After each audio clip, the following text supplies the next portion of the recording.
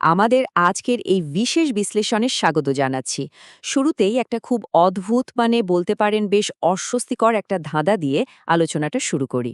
আচ্ছা, আমরা মানুষরা যদি এতই বুদ্ধিমান হয়ে থাকি, তবে কেন আমরা ক্রমাগত এমন সব আত্মঘাতী আচরণ করে চলছি, যা দিন শেষে আমাদের নিজেদের অস্তিত্বকেই হুমকির মুখে ফেলে দিচ্ছে?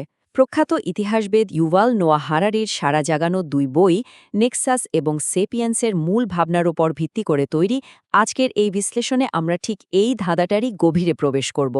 আজকের পরিবেশগত বিপর্যয় থেকে শুরু করে প্রযুক্তির যে অস্তিত্বগত সংকট আমরা দেখছি, বিশ্বাস করুন, এ সব কিছুর শেকড় কিন্তু লুকিয়ে আছে আমাদের বুদ্ধিমত্তা আর তথ্য ব্যবহারের ওই অদ্ভুত ইতিহাসের ভেতরেই।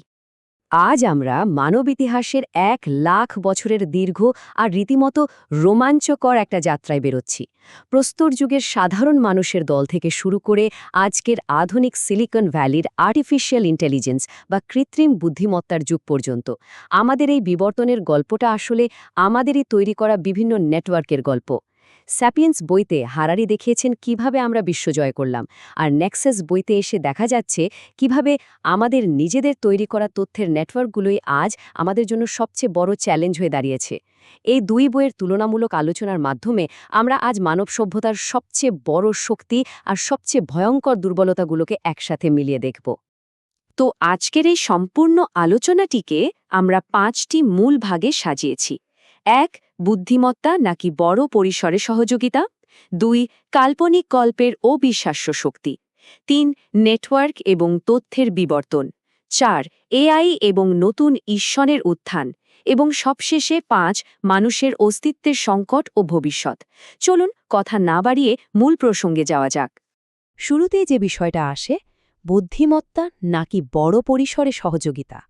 আমাদের মধ্যে একটা খুব প্রচলিত ধারণা আছে যে মানুষ বোধহয় তার অসাধারণ ব্যক্তিগত বুদ্ধিমত্তার কারণেই পৃথিবীর অন্য সব প্রাণীকে ছাড়িয়ে গেছে। কিন্তু আসলেই কি তাই? হারারি আমাদের দেখাচ্ছেন বিবর্তনের এই বিশাল লড়াইয়ে হোমোসেপিয়েন্সের সাফল্যের পেছনের আসল ম্যাজিকটা কিন্তু সম্পূর্ণ ভিন্ন। ব্যাপারটা আরেকটু ক্লিয়ার করা যাক। পিঁপড়ে বা শিম্পাঞ্জির মতো প্রাণীদের কথা একবার ভাবুন তো।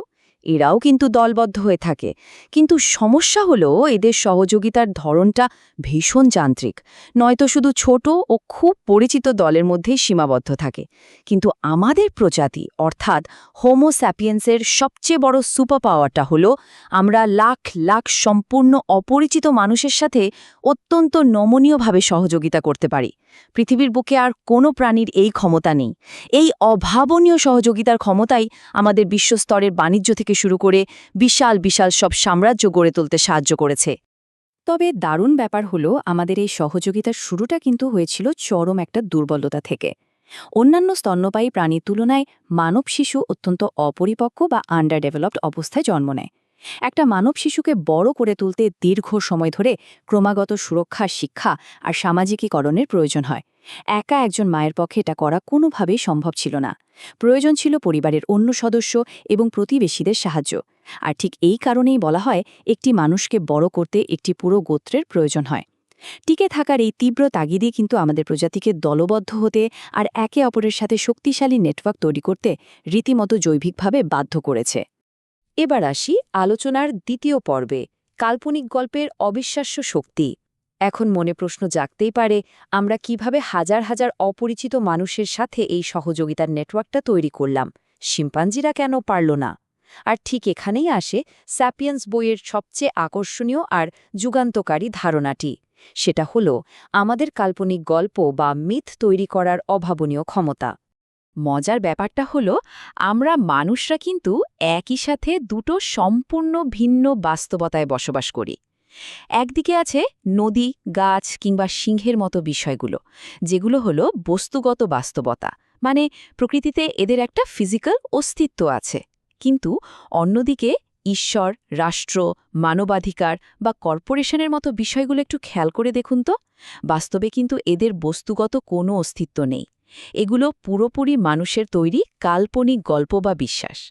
হোমোসেপিয়েন্সই পৃথিবীর একমাত্র প্রাণী যারা অস্তিত্বহীন জিনিস নিয়ে কথা বলতে পারে। আর এই অভিন্ন গল্পগুলোতে বিশ্বাস করার কারণেই লাখ লাখ অপরিচিত মানুষ আজ একসাথে একটা দেশের জন্য যুদ্ধ করতে পারে, অথবা কোনো একটা বিশাল কোম্পানির হয়ে কাজ করতে পারে। বৈজ্ঞানিকভাবে প্রমাণিত একটা ব্যাপার হল আমরা ব্যক্তিগতভাবে 150 জনের বেশি মানুষের সাথে ঘনিষ্ঠ সম্পর্ক বজায় রাখতে পারি না। আমাদের ব্রেন আসলে এর চেয়ে বেশি লোড নিতে পারে না। তাহলে এত বড় বড় সংগঠনগুলো চলে কিভাবে? এর উত্তরটা লুকিয়ে আছে এই হিউম্যান টু স্টোরি চেইন বা মানুষ থেকে গল্পের শেকলের মাঝে। যখন অসংখ্য মানুষ বাইবেলের গল্প বা মানবাধিকারের ধারণা অথবা কোনো দেশের সংবিধানের মতো অভিন্ন গল্পে গভীরভাবে বিশ্বাস স্থাপন করে, তখন তারা একে অপরকে কখনো না দেখলেও ঠিকই এক সুতোয় গাঁথা পড়ে যায়। এই অদৃশ্য শেকলগুলোই মানব সভ্যতার সবচেয়ে শক্তিশালী নেটওয়ার্কগুলো তৈরি করেছে। আর এই গল্পগুলো কিন্তু মোটেও অপরিবর্তনশীল নয়। আজ থেকে প্রায় ৭০,০০০ বছর আগে কগনিটিভ রেভলিউশন বা জ্ঞানীয় বিপ্লবের মাধ্যমে মানুষ যখন প্রথম অস্তিত্বহীন বিষয় নিয়ে কথা বলতে শিখল, তখন সবকিছু বদলে গেল।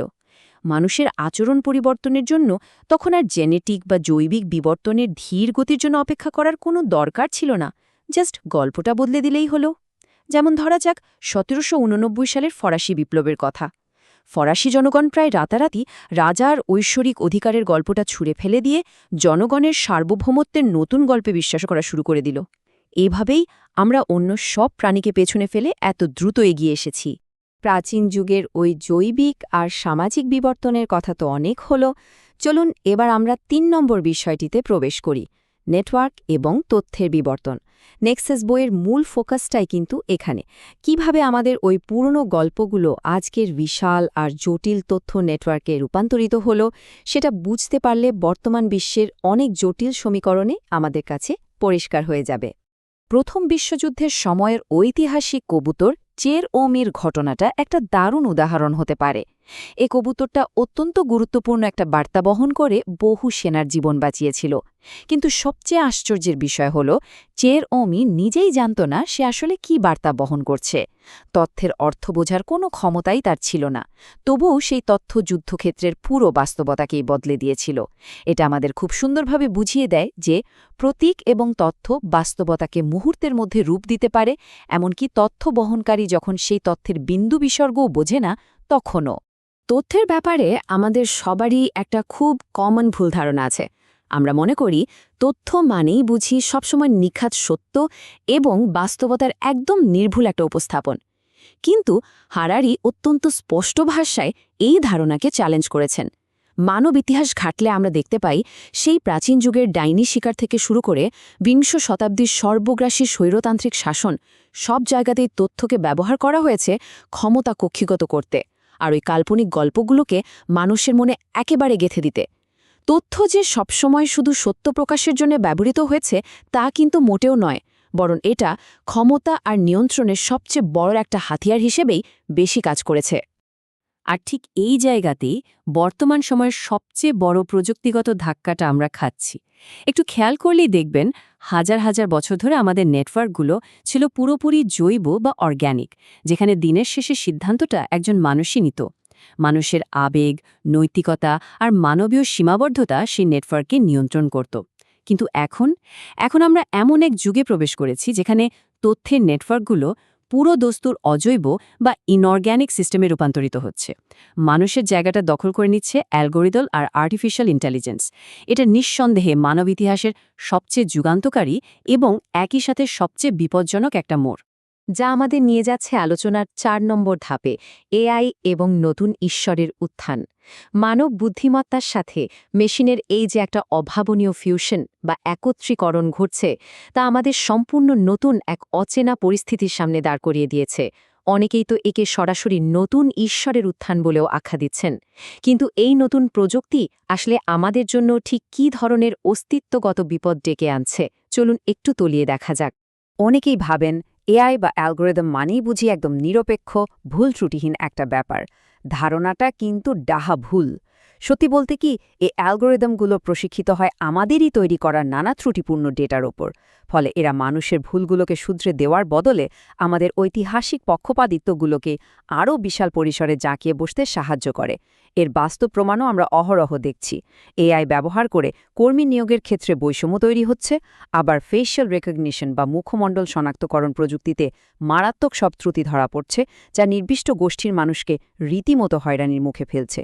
সোজা কথায়, অ্যালগোরিদম আসলে আমাদের মানবীয় ভুলগুলোকেই যান্ত্রিক একটা রূপ দিচ্ছে। হারারির এই কথাটা আমাদের খুব গভীরভাবে উপলব্ধি করা প্রয়োজন।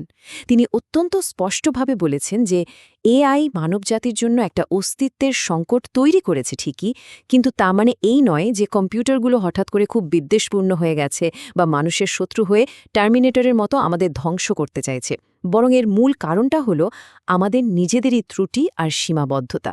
আমরা এমন এক প্রচণ্ড শক্তিশালী প্রযুক্তি তৈরি করে ফেলেছি যাকে ঠিকঠাক নিয়ন্ত্রণ করার মতো প্রজ্ঞা এবং প্রাতিষ্ঠানিক কাঠামো আমাদের এখনও তৈরিই হয়নি। একটা মজার ব্যাপার হলো অনেকেই আবার এআইকে ছাপাখানা বা রেডিওর মতো অতীতকালের তথ্য প্রযুক্তির সাথে তুলনা করে বসেন। কিন্তু এই তুলনাটা মারাত্মক ভুল, কারণ একটা ছাপাখানা কখনোই নিজে থেকে ঠিক করতে পারে না যে সে কাল সকালে কোন বইটা ছাপবে। কিন্তু এআই এর ব্যাপারটা সম্পূর্ণ আলাদা। এআই স্বাধীনভাবে সিদ্ধান্ত নিতে পারে, নিজে থেকে সম্পূর্ণ নতুন ধারণা তৈরি করতে পারে এবং এমন সব লক্ষ্য অনুসরণ করতে পারে যা হয়তো মানুষের কাছে একেবারেই অচেনা। একটা নেটওয়ার্ক যখন বিন্দুমাত্র মানবীয় অনুভূতি বা সচেতনতা ছাড়াই স্বাধীনভাবে কাজ করা শুরু করে, তখন তা এক অভূতপূর্ব নৈতিক ও অস্তিত্বগত বিপদের জন্ম দেয়। দেখতে দেখতে আমরা আমাদের আলোচনার একেবারে শেষ ভাগে চলে এসেছি, মানুষের অস্তিত্বের সংকট ও ভবিষ্যৎ। এই যে অজৈব নেটওয়ার্ক আর অ্যালগোরিদমের যুগ চলছে, এখানে দাঁড়িয়ে মানব সভ্যতার ভবিষ্যৎ আসলে কি? আমরা কি সত্যিই এক অনিবার্য মহাবিপর্যয়ের দিকেই এগুচ্ছি? স্যাপিয়েন্স বইয়ের শুরুর দিকে সেই মূল ধারণার কথা মনে আছে তো? আমরা দেখেছিলাম যে কাল্পনিক গল্প শেয়ার করার মাধ্যমেই মানুষ বিশাল নেটওয়ার্ক তৈরি করে সমাজ ও সভ্যতা গড়ে তুলেছিল। কিন্তু ভয়ঙ্কর ব্যাপারটা হলো আজকের এআই অ্যালগোরিদমগুলো সেই একই প্রক্রিয়াকে ঠিক উল্টো দিকে ব্যবহার করতে সক্ষম। তারা এমন সব ভুয়া গল্প আর তথ্য চোখের পলকে ছড়িয়ে দিতে পারে যা আমাদের সামাজিক বন্ধনকেই ছিন্ন ভিন্ন করে দেয়। এগুলোকেই হারারি বলেছেন সামাজিক গণবিধ্বংসী অস্ত্র। সমাজ যদি তার অভিন্ন গল্পের প্রতি বিশ্বাস হারিয়ে ফেলে, তবে সেই সমাজের পতন অনিবার্য। তাহলে উপায় কি? সব আশাই কি শেষ? মোটেও নয়। এই প্রযুক্তিগুলোর অপরিসীম সম্ভাবনাও রয়েছে, তবে সেই সুফল ঘরে তোলার জন্য আমাদের কিছু জরুরি পদক্ষেপ নিতেই হবে। প্রথমত, এআইয়ের ওপর মানুষের কড়া নজরদারি আর প্রাতিষ্ঠানিক নিয়ন্ত্রণ নিশ্চিত করতে হবে। প্রযুক্তি কিভাবে আমাদের রাজনীতি আর সংস্কৃতিকে প্রভাবিত করছে সে ব্যাপারে আমাদের আরও অনেক বেশি সচেতন হওয়া প্রয়োজন। অতীত যুগে মানুষ যেমন অন্ধভাবে পৌরাণিক কাহিনীর ওপর নির্ভরশীল ছিল, তেমনি বর্তমানেও অন্ধভাবে অ্যালগোরিদমের ওপর নির্ভরশীল হওয়া বা অ্যালগোরিদমিক অতিকথার উত্থান আমাদের যে কোনো মূল্যেই ঠেকাতে হবে। এর জন্য রাজনৈতিক সদিচ্ছার পাশাপাশি ব্যক্তিগত ও জাতীয় পর্যায়ে আমাদের সবাইকে দায়িত্বশীল হতেই হবে। লাখো বছর আগে হোমো সাপিয়েন্স ভাষার জাদুতে গল্প বুনে যে বিশাল নেটওয়ার্কের সূচনা করেছিল, বিবর্তনের পথ ধরে আজ তা এক যান্ত্রিক বুদ্ধিমত্তার নেটওয়ার্কে এসে দাঁড়িয়েছে। এই দীর্ঘ আর ঘটনাবহুল যাত্রার শেষে আজ সবচেয়ে জরুরি প্রশ্নটি আমাদের সবার সামনে জ্বলজ্বল করছে। আমরা কি আমাদের তৈরি করা এই অভাবনীয় নেটওয়ার্কগুলোর নিয়ন্ত্রণ শেষ পর্যন্ত নিজেদের হাতে রাখতে পারব, নাকি নিজেদেরই সৃষ্টির কাছে আমরা অসহায় শিকারে পরিণত হব? একটু ভেবে দেখবেন। এই প্রশ্নের উত্তর ভবিষ্যৎ প্রজন্মের নয়, বরং বর্তমান যুগে আমাদের নেওয়া প্রতিটি সিদ্ধান্তের ওপরই নির্ভর করছে। আজকের এই ব্যাখ্যামূলক বিশ্লেষণটি এখানেই শেষ করছি। চিন্তা করার মতো এই জানালাগুলো সবসময় খোলা থাকুক।